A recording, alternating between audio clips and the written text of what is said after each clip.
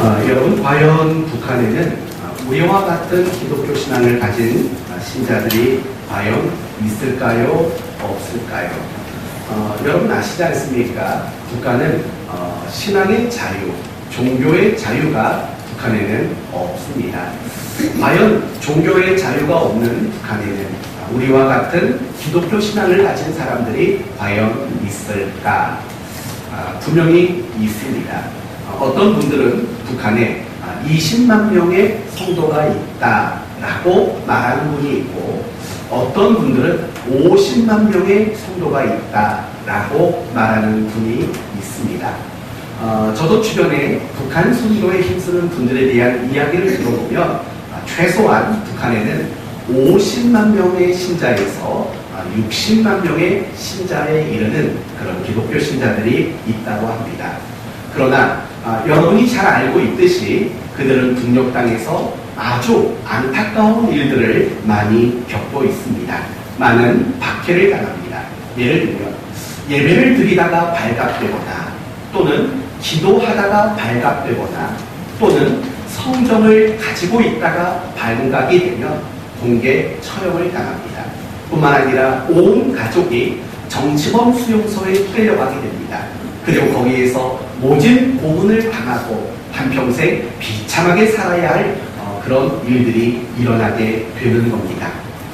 그런데 놀라운 것은 무엇이냐면, 그런 박해가 있는 곳이지만, 그런 죽음의 위협이 끊임없이 도사리고 있는 곳이지만, 그 북녘 땅에도 우리와 동일한 신앙을 가지고 있는 기독교 신앙이 있다라는 점과, 그런 박해 속에서도 도리어 기독교 신앙을 가지고 있는 성도의 숫자가 늘어나고 있다는 사실은 우리가 놀라지 않을 수 없습니다. 그런 상황이라면 신앙을 포기하는 사람들이 속출해야 되고, 그래서 기독교 신자들의 숫자가 감소해야 맞는 것 아닙니까? 그런데도 기독교인들이 더 늘어나고 있다는 겁니다. 과연 이것을 여러분은 무엇으로 설명할 수 있겠습니까? 생명의 위협이 있는 그곳에서 도리어 기독교 숫자가 늘어나는 이유, 그들이 목숨 걸고 예배드리고, 그들이 목숨 걸고 성경 읽고 기도하는, 정말 이런 식의 일들이 가능할 수 있는 이유는 과연 무엇이라고 생각하십니까? 그것은 그들 마음 가운데 사모하는 마음이 있기 때문입니다. 예배를 사모하는 마음, 성경을 사모하는 마음, 기도를 사모하는 마음, 그리고 하나님을 사모하는 그 간절한 마음이 그들 속에 있기 때문에 그런 박해 속에서도 그들이 끝까지 믿음을 지킬 수 있는 성도의 삶을 가능케 하고 있다는 것입니다. 오늘 본문 역시 같은 주제로 이야기를 하려고 합니다. 오늘 본문을 보면 방법은 잘못되었지만 하나님의 은혜와 축복을 그토록 사모했던 야곱에 대한 이야기를 소개하고 있습니다.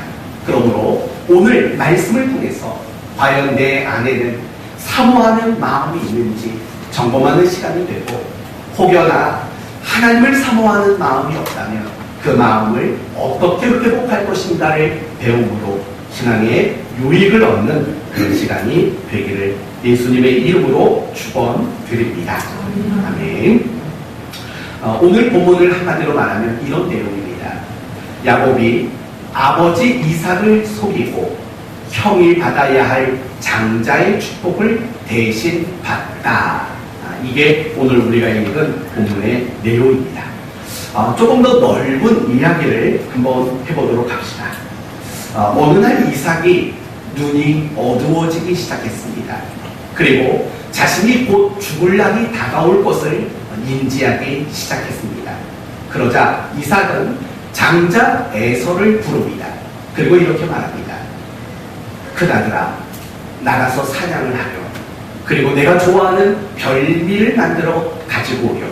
그러면 내가 그거를 마음껏 먹고 너에게 마음껏 축복을 해주마 라고 이야기를 합니다.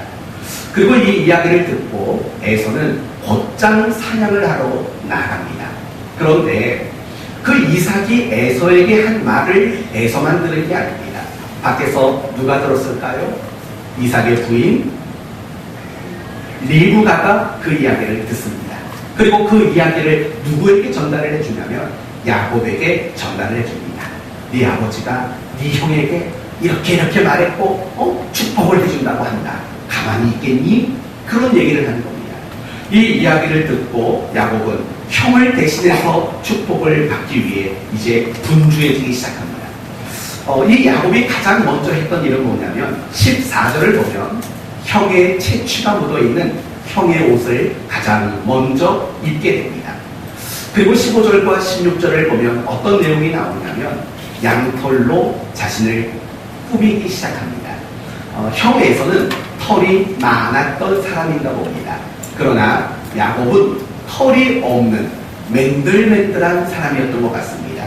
그러니까 이 야곱이 양털을 가지고 손과 목에다가 이걸 덥석덥석 붙이는 겁니다. 누구 흉내를 내는 겁니까?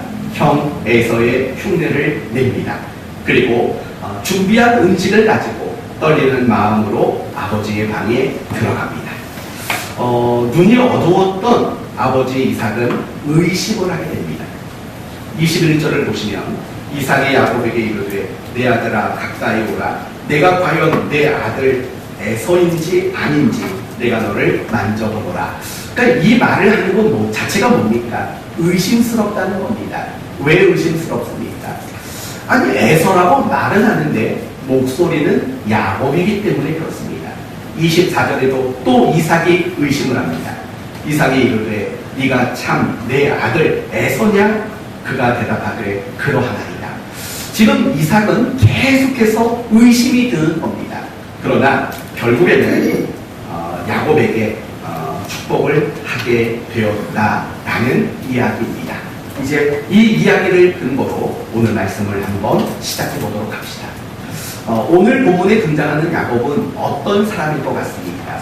몇 가지로 말할 수 있습니다. 첫째는 굉장히 욕심 많은 사람입니다. 오늘 본문에 야곱이 받은 장자의 축복은 원래 야곱의 것이 아닙니다. 야곱은 그 장자의 축복을 받을 수가 없습니다. 왜 그렇습니까? 야곱은 장자가 아니기 때문입니다. 야곱은 둘째 아들입니다. 그래서 장자만이 받는 그 장자의 축복을 받을 자격이 없는 겁니다.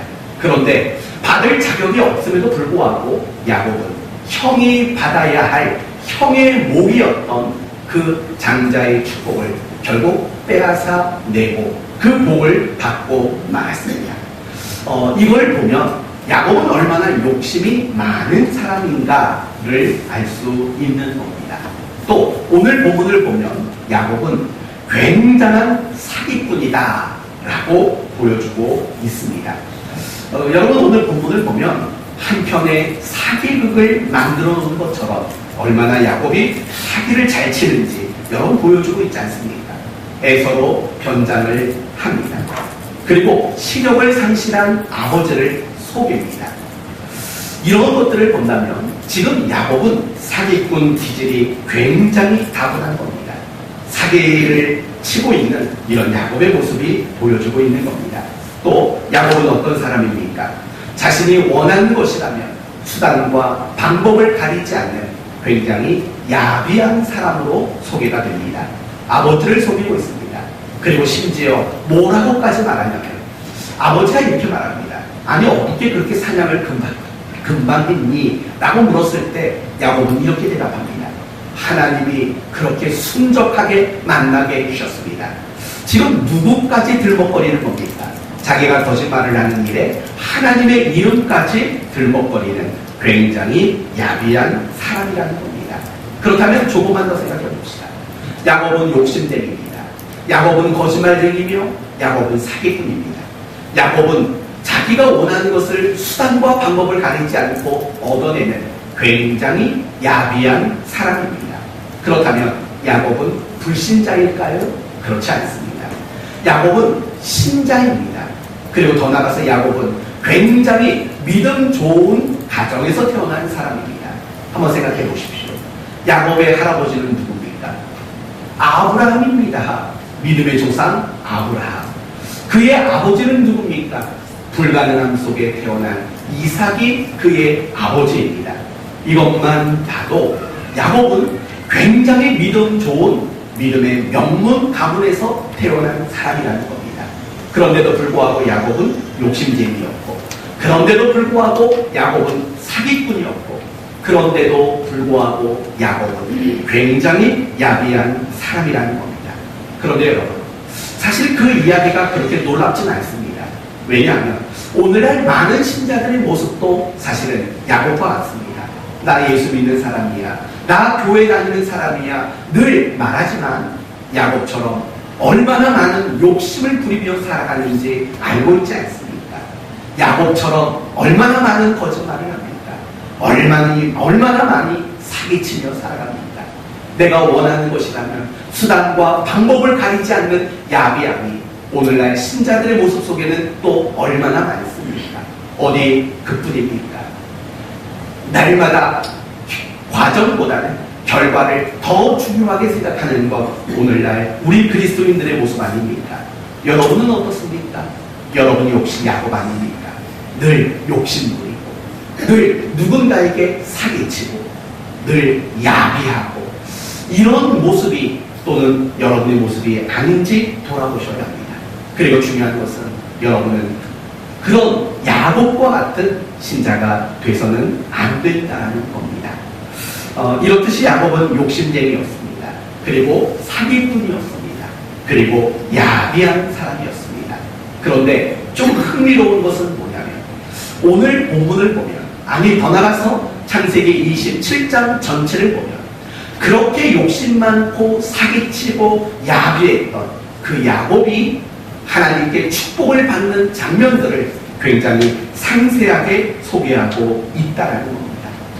과연 그런 사기꾼 야곱이 축복받는 이야기를 그렇게 상세하게 기록하고 있는 이유는 과연 무엇이라고 생각합니까? 그게 두 가지일 겁니다. 첫째는 반면교사로서 야곱을 소개하고 있는 겁니다. 무슨 말입니까? 야곱처럼 되지 말라는 겁니다. 야곱처럼 살지 말라는 겁니다. 그러나 그것보다도 더 중요한 메시지가 있습니다. 그것은 바로 이런 겁니다. 야곱의 모든 것은 다 잘못됐습니다. 야곱의 말, 야곱의 생각, 야곱의 계획, 야곱의 방법, 야곱이 했던 모든 행동들 다 잘못됐습니다. 그러나 모든 것이 잘못되었지만 그래도 적어도 그 야곱에게 우리가 배워야 할 것이 분명히 한 가지 있다는 겁니다. 그게 과연 뭘까요? 사모하는 마음이라는 겁니다. 야곱의 모든 행동들은 틀렸습니다.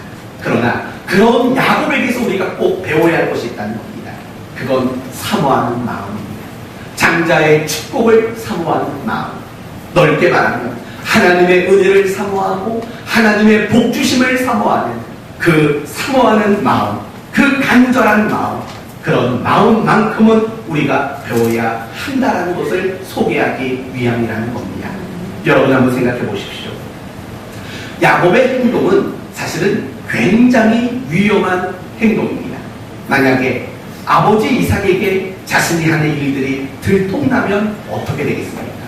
또 자기가 그렇게 나쁜 짓을 하고 있는데 형이 빨리 들어와서 그 일이 목격된다면 어떻게 하시겠습니까?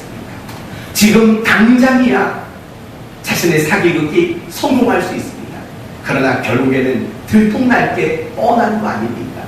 자기가 축복을 받고 형이 돌아오면 금방 자신의 모든 사기극이 들통날 일이 너무 뻔한 일입니다.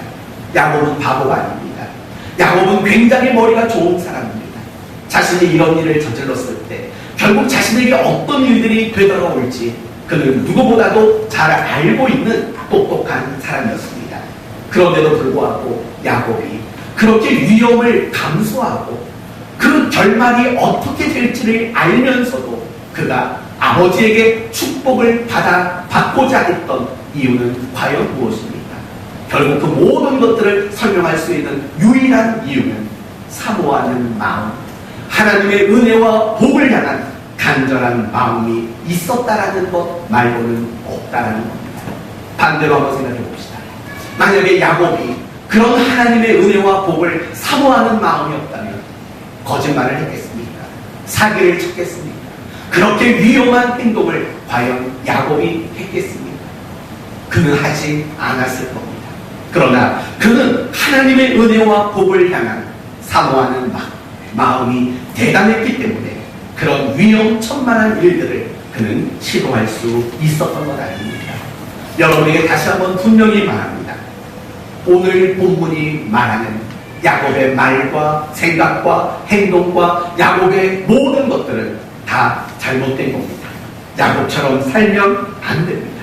그러나 그런 야곱에 있어 우리가 배워야 할 것이 있다면 하나님의 은혜, 신령한 것에 대한 사모함, 하나님의 복에 대한 사모함과 간절함, 이런 마음만큼은 우리가 분명히 배워야 한다는 겁니다. 여러분은 어떻습니까? 여러분이 직장생활을 하고 여러분이 가정생활을 하고 여러분이 일상생활을 해 나갈 때 그런 사모하는 마음을 가지고 일을 하십니까? 여러분의 신앙생활은 어떻습니까? 오늘 여러분 예배를 드리러 나갔습니다. 지금 사모하는 마음으로 예배를 드리고 계십니다. 여러분이 성경을 읽을 때 사모하는 마음으로 성경을 읽습니까? 여러분이 기도할 때 사모하는 마음으로 기도를 하고 계십니까? 여러분이 무엇을 하든지 간에 정말 하나님 앞에 간절히 사모하는 마음, 그 마음을 간직한 채 여러분의 신앙생활을 하루하루 하고 있는지를 여러분은 점검해 보셔야 합니다. 왜냐하면 사모하는 마음은 너무 중요하기 때문에 그렇습니다. 하나님을 향해서 간절한 마음을 가지는 일, 그 일이 얼마나 중요한지 알아야 한다는 것입니다. 그렇다면 생각해 봅시다. 왜 사모하는 마음은 중요할까요? 첫 번째는 우리가 사모하는 마음을 가지게 될 때 우리는 무엇이든 잘하게 되기 때문에 그렇습니다. 여러분, 공부를 열심히 잘하는 사람은 공부를 사모하게 되어 있습니다. 그러나 공부하는 것을 사모하지 않는 사람은 공부를 열심히 그리고 잘할 수 없습니다. 우리 교회 성도들 중에서 다이어트 하는 분 안 계시죠? 안 계십니다. 다이어트 하실 분이 누가 있습니까? 더 찌우셔도 부족한 판에, 그쵸? 근데 여러분, 다이어트도 마찬가지인 것 같습니다. 정말 간절하고 정말 사모하는 마음, 그런 마음이 있는 사람이 다이어트를 더 잘하게 되는 거 아닙니까?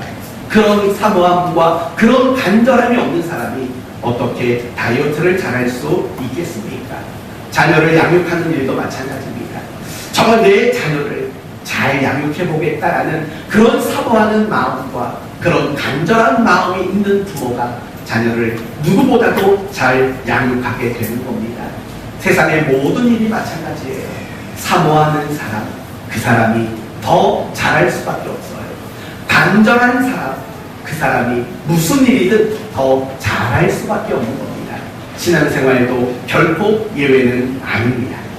정말 신앙생활을 잘하는 사람은 그 마음속에 사모하는 사람이, 마음이 있는 사람입니다. 신앙생활을 잘하는 사람은 결국은 간절한 마음을 가지고 있는 사람이 더 잘할 수밖에 없다는 것입니다. 예를 들어 봅시다. 사모하는 마음이 없는데 예배 나오실 수 있겠습니까? 예배를 나오더라도 억지로 나오겠지요. 또 나오더라도 그 예배에 집중할 수 없을 겁니다. 설교를 사모하는 마음이 없는데 어떻게 설교에 집중할 수 있겠습니까? 성경을 사모하는 마음이 없는데 어떻게 성경을 펼쳐서 성경을 묵상할 수 있겠습니까? 기도를 사모하지 않는데 어떻게 열심히 기도하겠습니까? 수련회 얘기도 한번 해봅시다. 수련회를 사모하는 마음이 없는데 어떻게 수련회 갈 생각을 할 수 있겠습니까? 바로 이런 것들입니다. 종종 성도들이 이런 질문을 하는 경우가 있습니다. 목사님, 저는 가끔씩 예배 나오는 게 너무 귀찮을 때가 있어요. 예배를 갈까 말까 갈등이 될 때가 많아요 라고 묻는 분들이 있습니다. 여러분, 왜 그런 갈등이 들까요? 예배를 갈까 말까? 예배 가는 게 귀찮아. 이런 마음이 드는 이유가 뭘까요? 간단합니다. 사모하는 마음이 없기 때문입니다. 예배를 향한 간절한 마음이 없기 때문입니다. 또 어떤 분들은 이렇게 묻는 분도 있습니다. 목사님, 신앙생활을 열심히가 안 돼요. 그냥 적당히까지는 하겠는데 열심히 안 됩니다. 왜 그럴까요? 라고 묻는 분들이 있습니다. 이유는 간단합니다. 사모하는 마음이 없기 때문에 그런 겁니다. 만약에 우리 마음속에 정말 신앙생활에 대한 예배든 말씀이든 기도든 무엇이든 사모하는 마음을 가지게 되면 우리는 잘할 수 있는 겁니다. 여러분 알고 계십니까? 마음은 거짓말하지 않습니다. 마음은 말이 됩니다. 마음은 행동이 됩니다. 마음은 습관을 만듭니다. 마음은 삶을 만듭니다. 마음은 결국에는 그 사람의 운명을 결정짓는 겁니다. 제가 이런 마음에 대한 이야기를 하는 이유는 간단합니다. 우리의 신앙생활에 어려움을 느끼면서 내가 신앙생활에 열정이 발휘가 되지 않는 것, 그 모든 것들은 환경 탓도 아니고 사실은 마음의 문제인 겁니다. 내 마음에 사모하는 마음이 없고 내 마음에 간절한 마음이 없기 때문이라는 겁니다. 그러니 신앙생활이 어려워질 수밖에 없는 것 아니겠습니까? 마치 이런 것과 같습니다. 나는 남편을 눈꽃만큼도 사랑하지 않습니다. 나는 아내를 조금도 사랑하지 않습니다. 그런데 아내 노릇해야 되고 또 남편 노릇해야 된다고 생각해 보십시오. 얼마나 괴로운 일이 되겠습니까? 신앙생활도 마찬가지라는 겁니다. 정말 내가 사모하는 마음이 없는데 그 신앙생활이 어떻게 기쁘고 어떻게 감사한 마음이 생겨나겠습니까? 그렇기 때문에 우리가 사모하는 마음을 가지는 일들은 너무 중요한 겁니다. 더 중요한 이유가 있습니다. 사모하는 마음이 있을 때 더 잘할 수 있다는 이유 때문에 중요하다고 했습니다. 두 번째는 우리가 사모하는 마음을 가지고 신앙생활할 때 우리의 신앙이 성장하기 때문이라는 겁니다. 오랜만에 여러분이 한번 물어봅시다. 여러분은 신앙생활을 몇 년 하셨습니까? 20년, 30년, 40년, 50년 아마 그 이상 신앙생활을 하신 분들도 계실 겁니다. 그러면 묻습니다. 여러분이 신앙생활을 한 연수만큼 여러분의 신앙은 성장하셨습니까? 10년 생활했다면 10년만큼 성장했고 20년 했다면 20년만큼 신앙이 성장했습니까? 30년 했다면 40년 했다면 그거에 걸맞는 신앙의 성장을 여러분은 이루어내셨습니까? 만약에 그렇지 않다면 과연 이유가 무엇일까요? 지난 세월 동안 여러분이 교회를 안 다녔기 때문입니까? 성경을 안 배웠기 때문입니까? 기도를 안 했기 때문입니까? 그렇지 않습니다. 여러분은 지난 세월 몇 년 동안 신앙생활을 했는지는 모르지만 분명히 교회를 다녔습니다. 예배를 드렸습니다. 그리고 기도했습니다. 성경도 배웠고 교회에서 나름대로 봉사의 일도 했습니다. 그런데 왜 신앙이 성장하지 않을까요? 참 미스테리한 일 아닙니까? 참 우리가 풀어야 할 숙제 아니겠습니까? 그런데 가만히 생각해보면 답은 간단합니다. 하긴 했습니다. 그러나 그 일을 사모하는 마음을 가지고 그리고 간절한 마음을 가지고 그 일은 하지 않았던 겁니다. 사모하는 마음 없이 주일날 교회 나온 거고 사모하는 마음 없이 성경 읽고 기도했기 때문이라는 겁니다. 바로 이것이 가장 중요한 이유인 것입니다. 사모하는 마음. 그 마음이 없이는 우리의 신앙이 성장할 수 없다는 겁니다. 저는 사도행전을 읽다 보면 깜짝 놀랄 때가 많습니다. 특히 사도행전 8장 그 이내의 말씀을 볼 때면 너무 깜짝 놀랍니다. 왜 깜짝 놀라냐면 그 사도행전에 나오는 초대교회 성도들의 신앙의 수준이 너무 탁월하기 때문입니다. 목숨 걸고 복음을 전했습니다. 자신의 전 재산을 가난한 자들에게 팔아 나누어 주었습니다. 서로를 진심으로 자신의 몸처럼 사랑했습니다. 신앙생활에 얼마나 많은 열정들이 있었는지 모릅니다. 예수 믿지 않는 사람들에게 존경과 칭찬도 그들은 받았습니다. 정말 대단하지 않습니까? 정말 놀랍지 않습니까? 몇 년이나 신앙생활해야 우리가 그 정도 수준에 다다를까요? 그러면 이렇게 물어봅시다. 사도행전 8장 이내에 나오는 그 초대교회 성도들의 신앙의 연수는 몇 년이나 될까요? 이런 고민해 보신 적 있습니까? 아무리 길어야 5년, 더 넉넉 잡아도 10년이 되지 않는 이야기를 하는 겁니다. 사도행전 1장에서 사도행전 8장까지의 그 기간은 아무리 넉넉히 잡아도 10년이 넘지 않습니다. 그들이 예수 믿은 지는 고작 3년이었을 거고, 그리고 사도행전 1장부터 아무리 넉넉히 잡아도 10년이 채 되지 않는 겁니다. 그런데 신앙의 연수가 10년이 채 되지 않았는데도 불구하고 그들은 목숨 걸고 복음을 전합니다. 자신의 전 재산을 팔아서 가난한 자들에게 나누어주는, 누구도 흉내낼 수 없는 탁월한 신앙의 수준을 그들이 가지고 있었다는 겁니다. 여러분 가운데 한 20년 신앙생활 하신 분들이 그들보다 나아야 되지 않겠습니까? 그들은 고작 해야 10년 남짓입니다.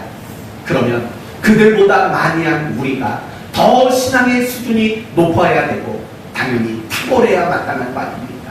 그런데 그들은 우리가 범접할 수 없는 신앙의 수준을 가지고 있는데도 불구하고 우리는 10년 전이나 20년 전이나 나의 신앙의 모습이 별반 다르지 않는 것을 보게 될 때가 많지 않습니까? 그래서 늘 우리의 기도의 제목은 이런 겁니다. 우리의 신앙이 제발 성장하게 해주십시오. 라는 이런 기도 제목 가지고 우리는 맨날 몸부림치고 있습니다. 사랑하는 성도 여러분, 20년 한 우리보다 10년 남짓 신앙생활한 그들이 더 높은 신앙의 수준을 가질 수 있었던 이유가 뭐라고 생각합니까? 그게 바로 사모하는 마음의 차이라는 겁니다. 초대교회 성도들, 정말 그들의 신앙이 일치월장 할 수 있었던 이유는 그들은 모든 신앙의 행위 속에 사모하는 마음, 간절한 마음을 그들이 가지고 있었기 때문이라는 겁니다. 어디에 그런 말이 나오냐고요? 사도행전에 그런 식의 이야기가 많이 나옵니다. 바로 이런 단어가 나온다는 거죠. 날마다 라는 단어가 나옵니다. 성경은 날마다의 단어가 사도행전에 제일 많이 나옵니다. 날마다 모이기에 힘쓰고, 날마다 그리스도를 주라 전하고, 날마다 집에 모이고, 날마다 성전 미문에 모이고 하는 날마다라는 표현들이 여러 차례 등장합니다. 그들은 날마다 그 일을 했다는 겁니다. 여러분, 그 말의 의미가 뭡니까? 날마다 그 일들을 했다라는 말은 그들 마음속에 사모하는 마음들, 간절한 마음들, 그것이 얼마나 많았는가, 그것을 소개하고 있는 것 아니겠습니까? 그렇습니다. 사모하는 마음이 우리의 신앙을 성장시키게 되어 있다는 겁니다. 이유가 뭔지 아십니까? 사모하는 마음이 우리의 신앙의 행위들을 훈련으로 만들기 때문이라는 겁니다. 내가 예배를 드립니까? 그런데 사모하는 마음으로 예배를 드립니까? 이 예배는 훈련이 되는 겁니다.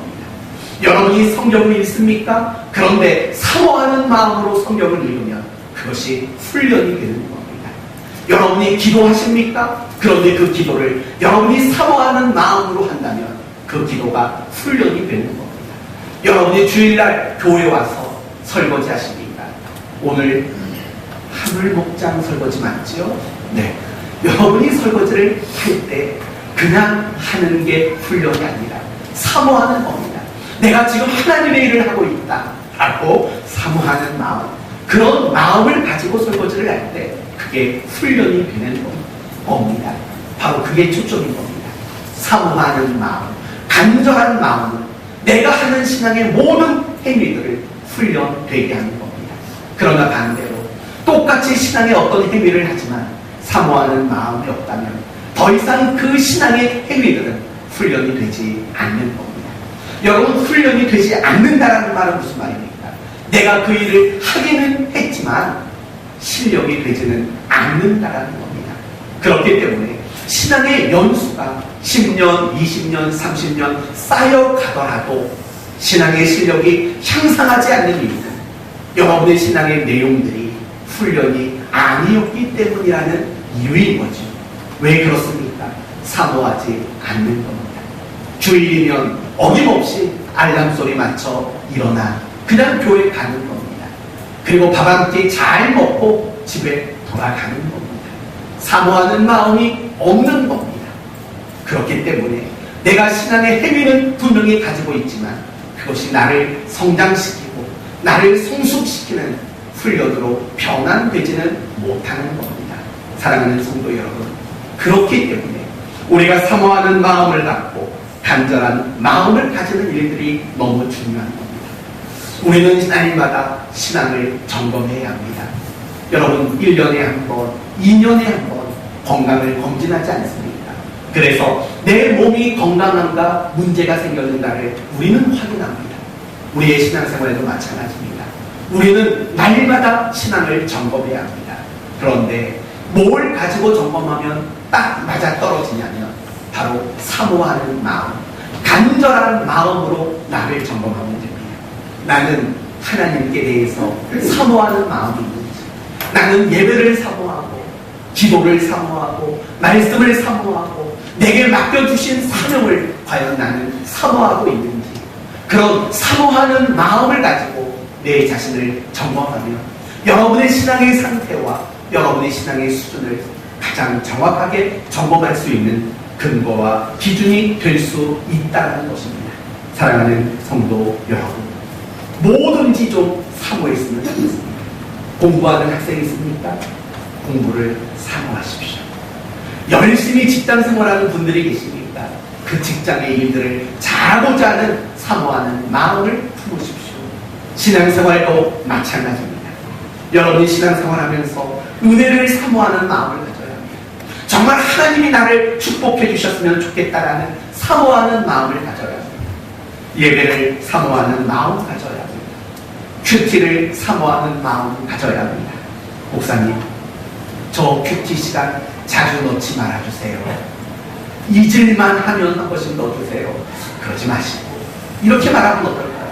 목사님, 다음 달에 저 좀 또 넣어주십시오. 아멘 하십니까? 오, 한 명도 아멘을 안 했어요. 참 정직한 성도들의 우리 성도들 가만히 보면 좀 그런 마음도 가졌으면 좋겠습니다. 그거 사모하는 거거든요. 목사님, 저를 자주 써주십시오. 뭐 이런 거 사모하는 마음 꼭 가졌으면 좋겠습니다. 이 참회 수련회 얘기 한 번 더 합시다. 오늘 딱 3번 하려고 하니까 이게 2번째입니다. 수련회도 좀 사모했으면 좋겠어요. 내가 수련회 꼭 참석해야겠다. 그리고 내가 수련회 가서 하나님의 은혜를 꼭 받기를 원한다라는 그런 사모하는 마음 여러분 모두가 갖기를 바랍니다. 그러면 마지막 한 가지만 간단히 말씀을 드리고 마치겠습니다. 사모하는 마음이 중요한 거 압니다. 사모하는 마음이 필요하다는 것도 압니다. 그렇다면 그 마음을 어떻게 다시 회복할 수 있을까라는 이 부분이 마지막 이야기가 될 겁니다. 어떻게 하면 될까요? 어떻게 하면 사모하는 마음이 다시 생겨날 수 있을까요? 기도하면 될까요? 네, 기도는 반드시 필요합니다. 그러나 기도만 해서는 되어지지 않습니다. 제가 여러분에게 몇 가지로 말씀을 드립니다. 첫째, 신앙생활의 재미와 맛을 좀 보셔야 합니다. 다시요, 신앙생활의 재미와 맛을 보셔야 합니다. 예를 들면 예배를 드렸더니 마음이 평안해지네 라는 맛을 보셔야 합니다. 찬송을 불렀더니 무거웠던 마음에 기쁨이 찾아오네 라는 맛을 보셔야 합니다. 기도했더니 하나님이 응답해 주시네 라는 맛을 보셔야 합니다.